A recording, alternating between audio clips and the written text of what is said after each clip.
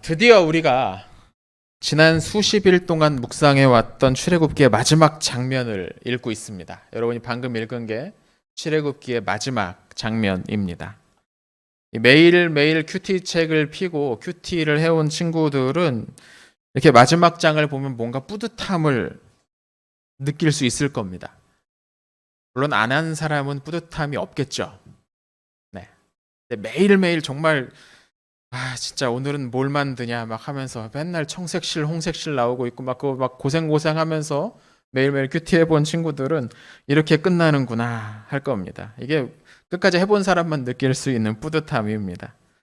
근데 이게 뭐 단순히 심리적인 그런 보람, 만족만이 아니고 하나님의 말씀을 그렇게 끈질기게 붙잡고 묵상하고 그걸 마음에 새기는 사람은 당장은 무슨 큰 변화가 일어나지 않는 것처럼 보일 수도 있지만 그게 다 어디에 안 갑니다. 여러분.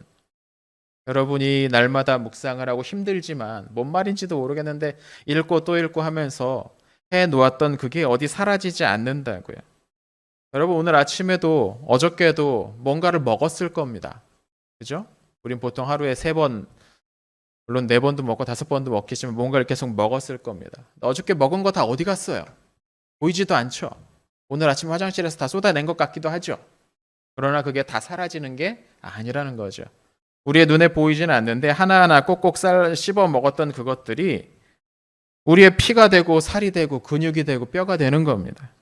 마찬가지 우리가 차곡차곡 씹어서 삼켜놓은 이 하나님의 말씀이 우리가 필요할 때에 우리에게 필요한 자리에서 여러분을 지켜줄 겁니다. 그러니까 우리가 내일부터 이제 이런 결심 우리가 매달 하는 것 같긴 하지만 내일부터 시작되는 우리 11월 1일 또 새로운 큐티책 다들 받았잖아요. 이 새로운 큐티책을 가지고 큐티를 다시 한번 심기일전하여서 다시 한번 시작을 해봤으면 좋겠습니다. 자, 우리가 지난 며칠 동안 우리 성막 그리고 성막에서 사용되는 여러 기구들을 만드는 이야기가 한참 나왔습니다. 정신이 없었죠. 정말 지난주 얘기한 것처럼 정신 차리고 큐티 본문 읽지 않으면 3절 읽고 4절 읽고 5절 읽고 3절 읽고 4절 읽고 이렇게 될 수 있어요. 정신이 혼미해지면서 읽었던데 계속 읽으면서 엄마 오늘 큐티가 끝나지 않아요. 막 이렇게 울면서 할 수도 있습니다. 정말 정신이 없었어요. 잘했습니다. 고생을 했습니다. 이스라엘 사람들은 그렇게 오랫동안 하나님이 말씀하신 성막과 그 주변 기구들을 만들었습니다. 열심히 만들었어요. 오늘 우리 본문 한 절 더 읽어봅시다. 우리 오늘 읽진 않았는데 17절을 같이 한번 읽어봤으면 좋겠어요. 준비됐죠?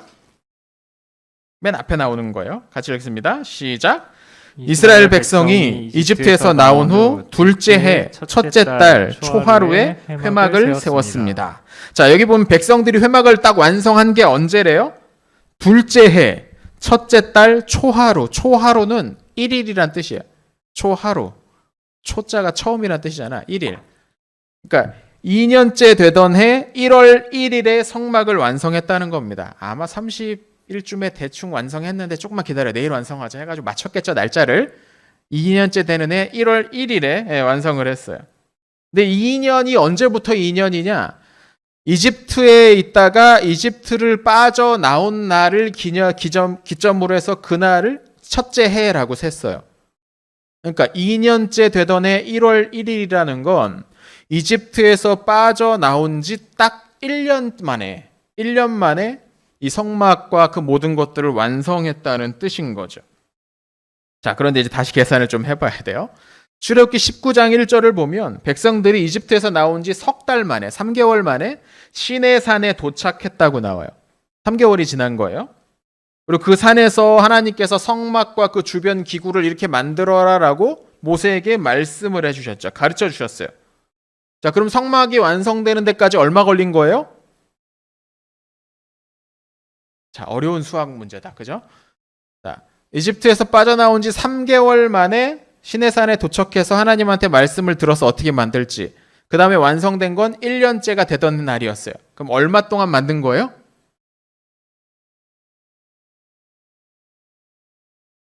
예상은 했는데 이 정도일 줄 몰랐습니다만, 네.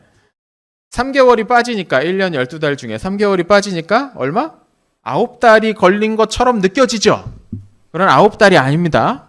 왜냐하면 모세가 그 시내산 위에 올라가 있었던 날이 40일 플러스 40일, 80일이에요. 중간에 며칠 동안 내려와 있었는지 조금 모르지만 뭐 한 일주일치 있었겠죠. 이것저것 일했으니까. 그 중에 약 90일, 한 석 달 정도가 또 빠져요. 자, 그럼 다시 한번 물어볼게요. 이집트에서 빠져나온 지 3개월이 지났고 하나님한테 말씀 듣느라고 그 시내산에서 보낸 게 또 3개월이에요. 90일이니까. 자, 그 다음에 완성된 게 1년째 되던 해예요. 자, 성막과 그 기구를 만드는데 얼마나 걸렸어요? 6달 정도, 6개월. 그렇죠. 굉장히 오래 만든 거죠. 이렇게 성막이 텐트 형태라고 해서 그냥 뚝딱뚝딱 아무렇게나 금방 만들 수 있는 게 아니었다는 거예요. 이것을 만드는데 6개월이나 걸렸어요. 생각해보면 수많은 사람들한테 필요한 재료를 받는데도 시간이 걸리고 특별한 재능이 있는 사람들을 모으고 그 사람들을 불러가지고 함께 막 이것저것 만드는데 시간이 하루 이틀 걸리지 않았겠죠. 천을 짠대요. 천을. 그것도 여러 가지 무늬를 섞어서 짜서 만들어내는 그런 천을 짜고 거기다가 수를 놓고 시간이 굉장히 많이 걸리죠. 어떤 사람은 금속을 잘 다뤄가지고 그 금속을 가지고서 성막에 필요한 재료를 만들었을 겁니다. 뭐 쇠나 금이나 은이나 이런 걸 녹여가지고 막 녹이려면 얼마나 열이 많이 필요하겠어요. 녹여가지고 쇳물을 부어서 형태를 잡고 세밀하게 조각도 하고 색칠도 하고 뭐 이런저런 사람들이 많이 필요했고 이 과정에 무려 6개월이나 걸렸다는 겁니다. 그렇게 백성들이 애써서 성막을 만들었어요. 자, 이제 그러면 무슨 일이 일어나느냐? 우리 34절을 같이 한번 읽어봅니다. 34절입니다.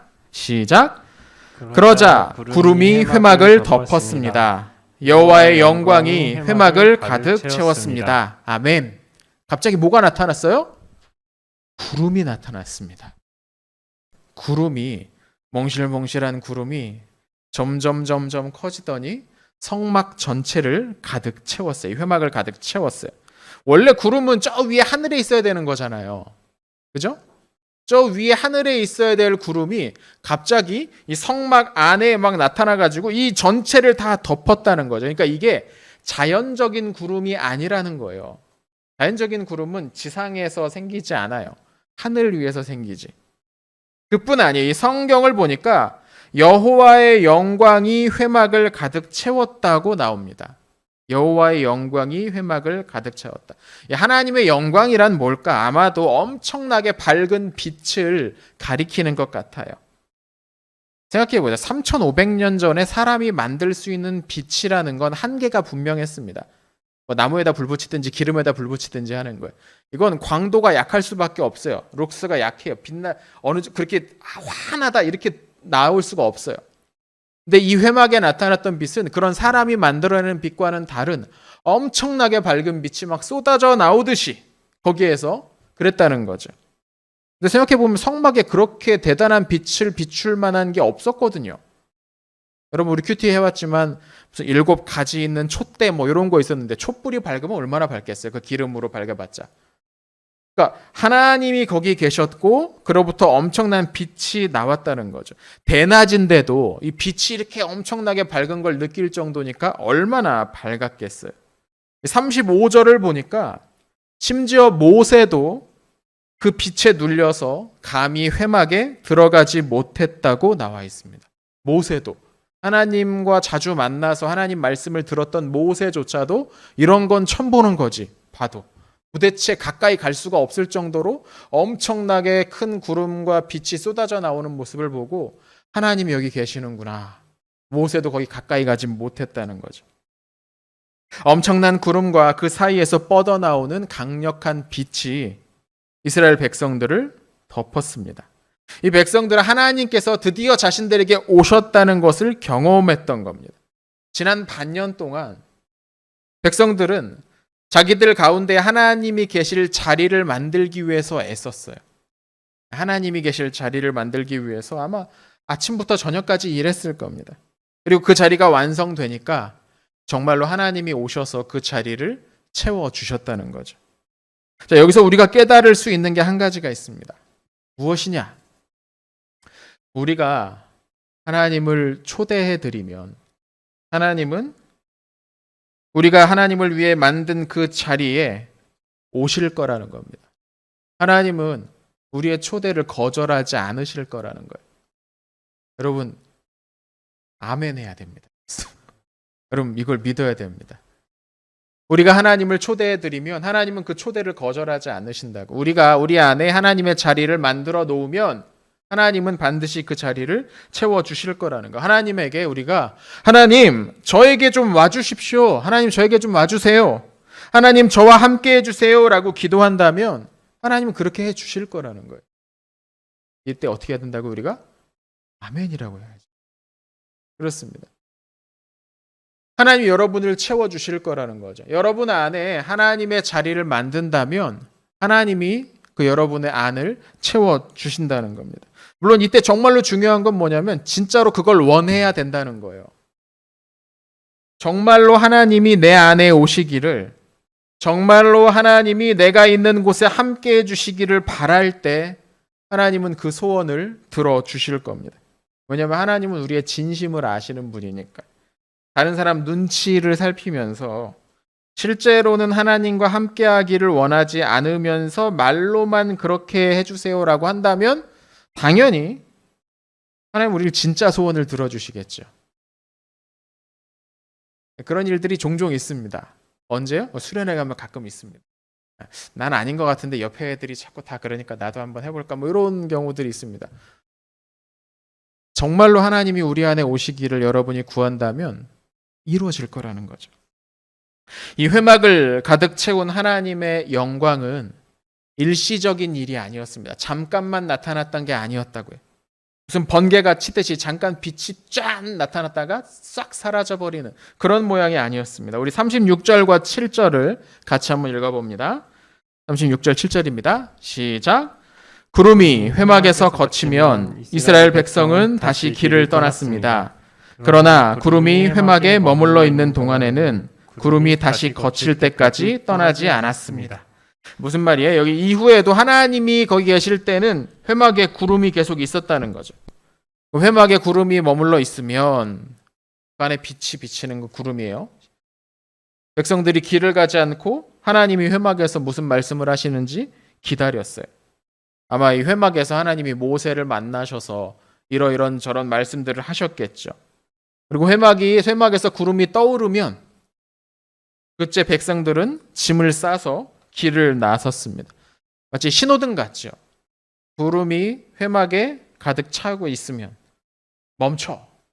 구름이 회막으로부터 떠오르면 자 가도 돼. 백성들은 이 구름을 따라서 움직였다는 거죠. 이 출애굽기의 마지막 절에는 우리가 잘 아는 내용이 나옵니다. 이스라엘 백성들이 광야의 길을 가는 동안에 하나님의 구름이 그들을 덮어주셨다는 거죠. 낮에는 구름 모습만 주로 보였지만 밤이 되면 그 구름 속에 있는 빛이 환하게 비쳤습니다. 이 놀라운 빛은 이스라엘 사람들만이 아니라 이스라엘 사람들을 훔쳐보던 주변 백성들도 볼 수 있었을 겁니다. 어둠 속에서 빈틈을 노리고 있었던 사람들이 이 빛을 통해서 빛을 보면서 그런 생각을 단념했겠죠. 하나님이 우리에게 오시면 하나님이 우리 가운데에 하나님이 우리가 살아가고 있는 이 자리에 오시면 여러분 이런 일들이 일어납니다. 하나님이 우리가 갈 길을 보여주세요. 우리가 어떤 길로 가야 할지를 보여주신다고요. 많은 청소년들이 나는 뭘 해야 될까? 나는 뭘 할 수 있을까 하는 문제를 두고 고민합니다. 진로에 대한 고민과 두려움이 있어요. 일찍부터 어떤 고등학교 들어가야 될지, 어떤 대학교 지망해야 될지 염려하기도 합니다. 근데 여러분이 원하는 학교 들어간다고 해서 고민이 끝나지 않습니다. 안 끝날 겁니다. 학교에 들어간 후에는 학업, 공부에 신경 쓰겠죠. 몇 년 후엔 취업 걱정을 할 겁니다. 사람을 만나는 일들이 여러분을 고민하게 만들 겁니다. 고민이 끝나지 않습니다. 예수님 빨리 오셔야지 고민이 끝나지. 그전엔 안 끝날 겁니다. 하나님이 우리와 함께 하시면 어떤 일이 일어나느냐? 물론 그래도 여전히 우리는 고민을 할 겁니다. 여전히 우리의 마음을 어지럽히고 우리의 생각을 괴롭히는 일들이 일어날 겁니다. 근데 그 고민을 해결해 주실 분이 우리 편이라는 걸 아는 사람은 이겨낼 수 있는 거죠. 하나님이 그 마음에 용기를 주시는 거죠. 우리가 길을 제대로 가면 하나님이 우리 마음에 확신을 주십니다. 우리가 잘못된 길을 가게 된다면 하나님께서 경고를 해주시죠. 그 하나님의 인도를 받으면서 가는 거예요. 하나님을 우리 안에 모신 사람에게 있는 복입니다. 옛날 이스라엘 백성들이 걸어갔던 광야에는 표지판도 없었어요. 신호등도 없었어요. 하지만 이 백성들 가운데 살아계시는 하나님이 그 백성들을 인도해 주셨기 때문에 결국 이 백성들은 하나님이 약속하신 땅에 도착할 수가 있었죠. 여러분, 이게 옛날 이야기라고만 생각하면 안 됩니다. 이건 지금 일어나는 일입니다. 오늘 여러분에게 일어나는 일이라는 겁니다. 우리가 우리 안에 하나님의 자리를 만들어 놓고 하나님을 초청해야 하면 하나님께서 우리 가운데 오셔서 이런 일들을 오늘도 여러분의 삶에 이루어 주실 것이라는 겁니다. 여기서 어떻게 해야 된다고요, 여러분? 아멘. 자, 그럼 여러분 먼저 우리가 할 일이 있죠. 뭐예요? 우리 안에 하나님의 자리를 만드는 일을 시작해야 됩니다, 여러분. 여러분 안에 하나님이 계시는 자리를 만드는 일부터 시작해야 돼. 우리 마음에 하나님이 머무실 수 있는 깨끗한 자리를 만들어야 된다는 거죠.